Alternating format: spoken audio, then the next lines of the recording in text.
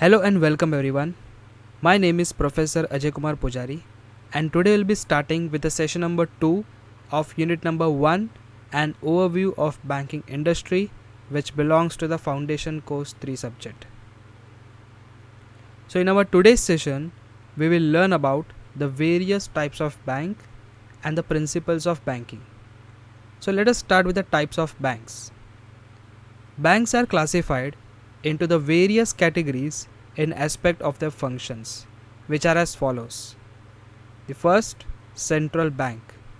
Central bank, Reserve Bank of India or RBI in case of India. The central bank is the apex bank in banking structure of any country. The central bank controls the flow of currency in the economy. It regulates the other banks in the country. It also works as a banker to the government. The central bank plays a very important role in the economy of the country. It helps stimulate growth and control inflation in the country. It does so by controlling the flow of money in the economy. When other banks are in problem, they approach the central bank for assistance. Hence, it is also called as bankers' bank. Next we have commercial banks. Commercial banks are the banks which do the banking business with the aim of earning profits. There are three types of commercial banks. First, public sector banks. These are the banks where the majority of the shares are held by the government or the Reserve Bank of India. For example, State Bank of India. The second type is private sector banks. These are the banks where the majority of the shares are held by private individuals or entities. For example, HDFC Bank. The third type, foreign banks. These are the banks which are registered outside of India but have their branches in India. For example, Citibank. Next we have development banks. These banks provide financial assistance to various industries for the purchase of machinery and equipment, modernization and expansion. For example, IFCI, which stands for Industrial Finance Corporation of India, and SFCs, which stands for State Financial Corporations. Next we have cooperative banks.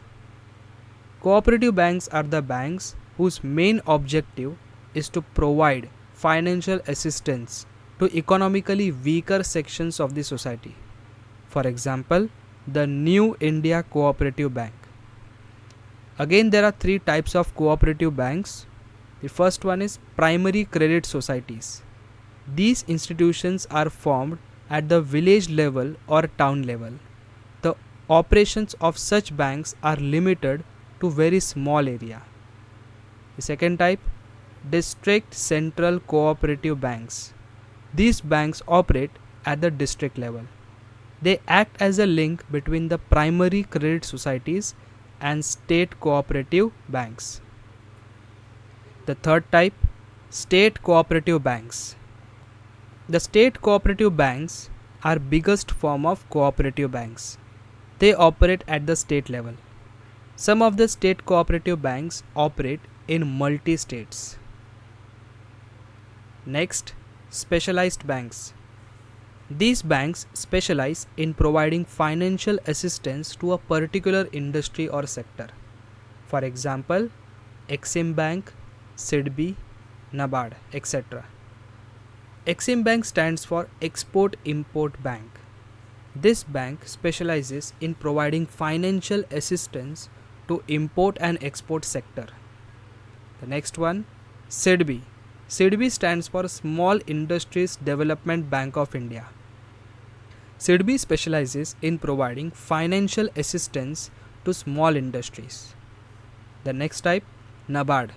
NABARD stands for National Bank for Agricultural and Rural Development. NABARD specializes in providing financial support to the agricultural sector in the rural areas. Next, regional rural banks, also called as RRBs. The main aim of regional rural banks is to provide banking services in rural areas. Next, exchange banks. These banks are mainly concerned with the financing of foreign trade. The main function of such banks is to provide a facility for transferring of money from one country to another. For example, Bank of America. Indigenous bankers. These are the private lenders who charge a very high rate of interest on loans given by them. Next, savings bank. The main aim of the savings bank is to cultivate a habit of saving among people. For example, post office savings bank. Now that we have seen the types of banks, let us move to the next topic, which is principles of banking. Commercial banks follow certain principles to serve the maintain some principles which are very important for banks to remain in the competition in modern days. The first principle is principle of liquidity. The principle of liquidity is very important for the commercial bank. Liquidity refers to the ability of an asset to convert into cash without loss within a short time. Paying the deposited money on demand of customers is called liquidity in the sense of banking. Solvency. Principle of solvency. Solvency means financial capability or sufficiency in the capital. To stay in this competitive market, commercial banks must have sufficient capital. If the funds are not sufficient, the bank cannot run its business. The main source of funds of the commercial bank is the deposited money by the depositors through different types of accounts. Depositors keep cash in the bank, especially for safety. So, commercial banks must ensure the safety of the deposited funds. Principle of profitability. The main objective of the commercial bank is to earn a profit. For earning profits, commercial banks have to invest by providing short-term loans. Before providing loans, commercial banks have to compensate a certain amount of money as liquidity. Principle of loan and investment. The main source of profit of the bank is granting loans to any individual or organization. Investment is a profitable and sound source of income. Commercial banks invest in the business and investment sectors. Principle of savings. Commercial banks collect funds by creating saving facilities. Commercial banks try to collect the savings from society surplus. The commercial bank invests these savings to generate profit. So more savings, more investment and more profit. Principle of services. The commercial banks ensure the best services to the customers. The success of a bank depends on the services provided by the bank. The customer chooses those banks that provide improved services. Principle of secrecy. Customers want to keep secrets about their valuable assets and money.